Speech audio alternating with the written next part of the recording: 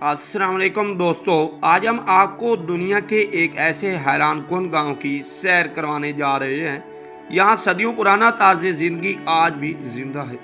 एक ऐसा गांव यहाँ मिट्टी से बने रिवायती घर, खजूरों के सरसब्ज बागात, दजल और फरात के किनारे आबाद बस्तियाँ, सादा मगर पुरसकून जिंदगी आज भी माजी की खूबसूरत याद दिलाती है। यहाँ के लोग जदीद शहरों की तेज रफ्तार जिंदगी से दूर अपनी रिवायात, सकावत और आबाओ अजदाद के तरीकों को आज भी जिंदा रखे हुए। अक्सर लोग इराक का नाम सुनते ही जंग, धमाकों और तबाही की तस्वीरें अपने ज़हन में ले आते, लेकिन आज हम आपको इराक का वो चेहरा दिखाएंगे जिसे दुनिया के बहुत कम लोग देख पाते हैं। तो आओ दोस्तों, चलते हैं इराक के देहात की इस यादगार सफर पर।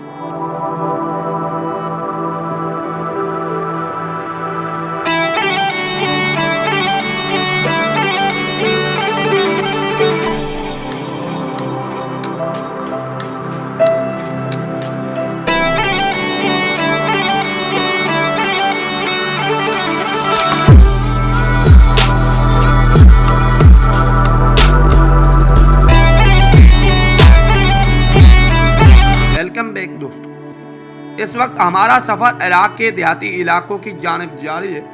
शहर की मसरूफ सड़कें अब पीछे रह चुकी और सामने एक बिल्कुल मुख्तलिफ दुनिया हमारा इस्तकबाल कर रही है। सड़क के दोनों तरफ लहलाते खेत, दूर तक पहले खजूर के बागात, मिट्टी और ईंटों से बने सादा घर, ऐसा ऐसा चलते मवेशी और खेतों में काम करते किसान इस बात का सबूत है कि इराक सिर्फ जंगों की सरजमीन नहीं बल्कि जिंदगी, मेहनत और तहजीब की भी सरजमीन है। जैसे जैसे हम आगे बढ़ते हैं वैसे वैसे महसूस होता है कि हम सिर्फ एक गांव की तरफ नहीं बल्कि हजारों साल पुरानी तारीख की तरफ सफर कर रहे हैं। दोस्तों, इराक दुनिया की उन चंद ममालिक में शामिल है जिन्हें इंसानी तहजीब की इब्तदा का मरकज माना जाता है। कदीम ज़माना में इस खित्ते को मेसोपोटामिया कहा जाता था, जिसका मतलब दो दरियाओं के दरमियान की सरजमीन।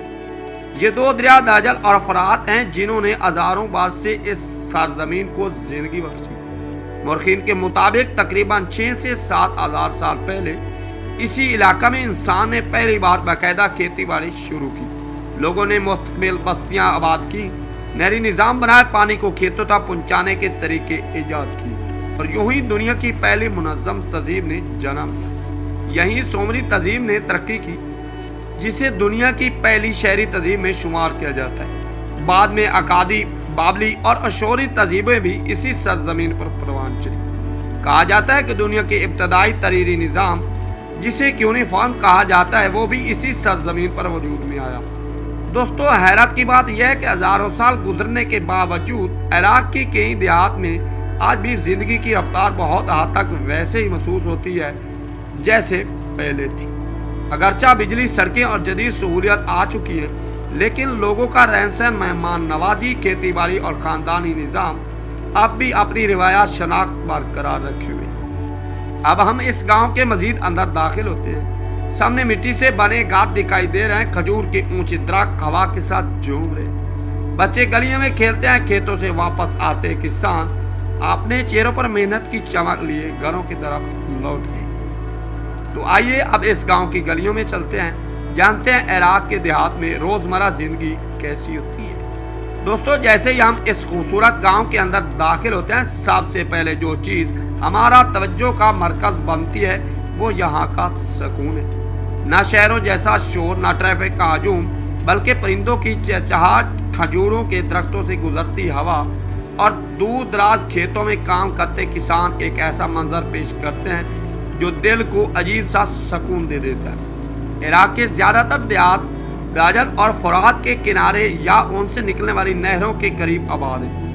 यही वजह है कि यहाँ की सरजमीन इंतहाई सरगेज समझी जाती है। सदियों पहले भी यही दरिया इस सरजमीन की जिंदगी थे। आज भी लाखों किसानों की रोजी रोटी इन्हीं दरियाओं के पानी से वाबस्ता है। और आप जरा अपनी नज़र उन लंबे लंबे दरख्तों पर डालें। यह है इराक की पहचान, खजूरों के बागात। इराक दुनिया के उन ममालिक में शामिल है यहाँ सदियों से आला मेयार की खजूर पैदा की जाती है। एक वक्त ऐसा भी था जब दुनिया की बड़ी मिकदार में खजूर इराक से बरामद होती थी। आज भी دیہاتوں میں میلوں تک پھیلے کھجوروں کے باغات اس ملک کی شناخت سمجھا جاتے ہیں۔ دوستو اگر بات کریں یہاں کے گھروں کی تو یہاں کے گھر زیادہ تر اینٹ مٹی اور سیمنٹ سے بنے ہوتے ہیں۔ کچھ دیہاتوں میں آج بھی روایتی مٹی کے گھر موجود ہیں جن کی دیواریں موٹی ہوتی ہیں تاکہ گرمیوں میں اندر کا ماحول ٹھنڈا رہے۔ یہ گھروں کی تعمیر کا وہ طریقہ ہے جو جدید ایئر کنڈیشنرز آنے سے بہت پہلے سے استعمال ہو رہا تھا۔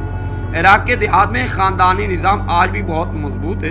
اکثر ایک ہی خاندان کی کئی نسلیں ایک دوسرے کے قریب رہتے ہیں۔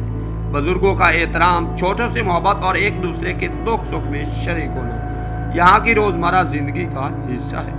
اور اگر بات مہمان نوازی کی جائے تو عراق کے دیہات واقعی اپنی مثال آپ ہے۔ اگر کوئی مسافر اچانک کسی گاؤں میں پہنچ جائے تو اسے اجنبی نہیں سمجھا جاتا۔